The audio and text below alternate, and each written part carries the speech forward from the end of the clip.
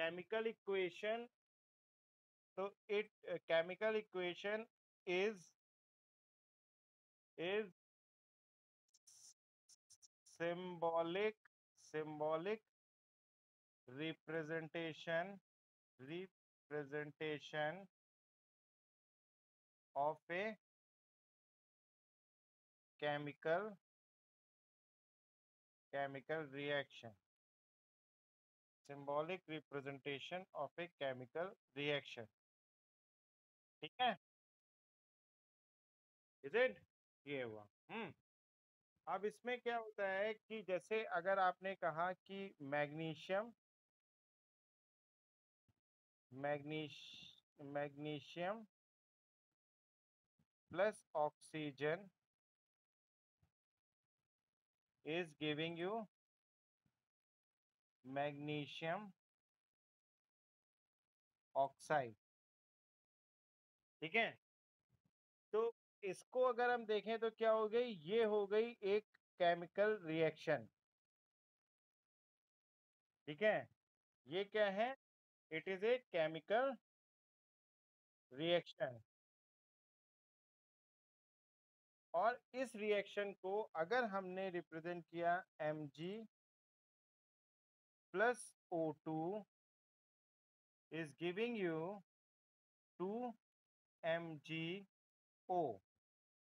ठीक है, ये कैसे बना, कल हमने पढ़ा था ना, ये कैसे बना, तो इसके लिए हमने पढ़ा था कि मैग्नीशियम ऑक्सीजन +2 -2, तो 2O2 simple whole number ratio, both को 2 से डिवाइड कर दिया तो आ गया 1 और 1, राइट, एंड फिर दोनों को क्रॉस मल्टीप्लाइड तो यू गेट MgO।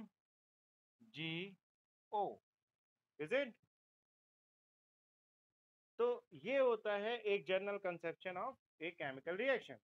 ठीक है, अब क्या होता है, लॉ ऑफ कंजर्वेशन ऑफ मास, और सॉरी एक minute, in a chemical reaction, in a chemical reaction, sorry, in a chemical equation, in a chemical equation, in a chemical equation,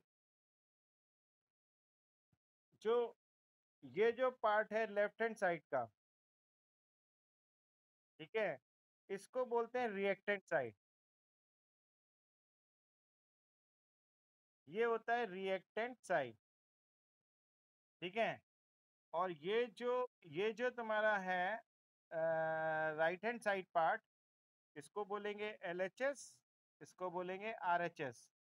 ये जो है इसको बोलते हैं प्रोडक्ट साइड, प्रोडक्ट साइड। ठीक है, प्रोडक्ट साइड हो गया ये हमारा, तो ये हुआ हमारा reactant side and then we have product side. ठीक है, हाँ, उसके बाद law of conservation of mass, law of conservation of law of conservation conservation of mass is telling you that mass of reactants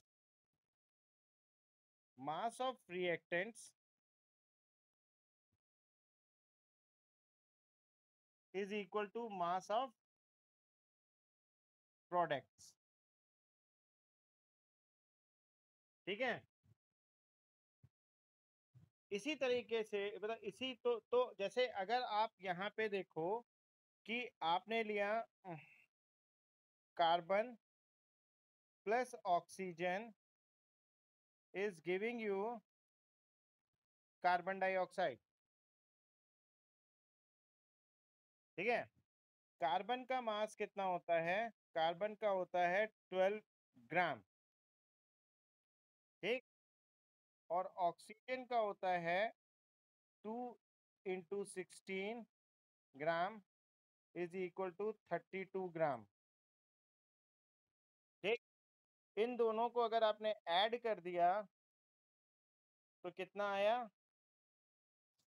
ये हुआ 44 ग्राम। 44 ग्राम। और अगर यहाँ पे आप अब ये तो हुआ तुम्हारा प्रोडक्ट साइड, सॉरी ये हुआ तुम्हारा हाँ ये हुई तुम्हारी मतलब रिएक्टेंट साइड। अब ये अगर हम प्रोडक्ट साइड देखें तो यहाँ पे क्या हुआ, 12 प्लस 2 इंटू 16,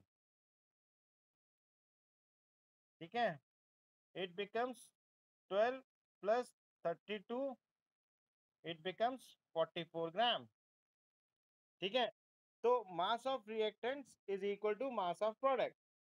तो this is law of conservation of mass, right, law of conservation of mass, ठीक है। एंड हाँ,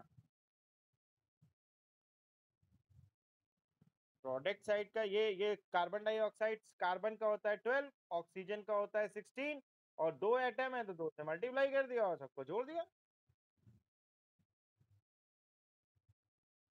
प्लस ही तो करेंगे नहीं, ठीक है ना, ठीक है। तो ये हो गया तुम्हारा ये हो गया। तो सिमिलरली, इसी तरह से similarly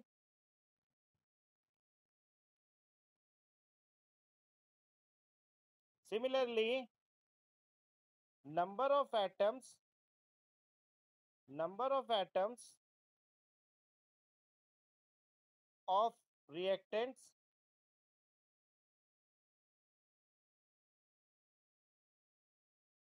number of atom of reactants is equal to number of atoms of product। ये भी होता, ये यही होता है, ठीक है। number of atoms of reactant मतलब number of atoms of reactant is equal to number of atoms of products, they always equal, ठीक है, they always equal।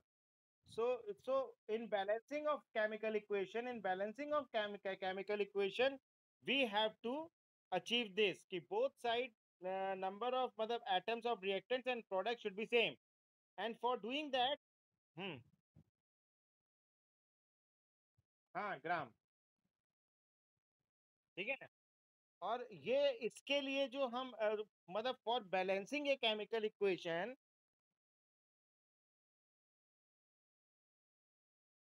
For balancing a chemical equation,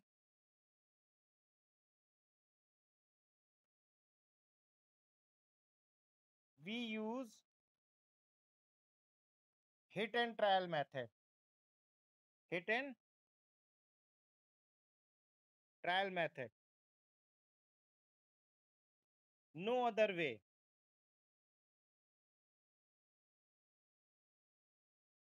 ठीक है। मतलब for balancing a chemical equation we use hit and trial method, no other way. और इसका कोई rule नहीं होता है, ठीक है।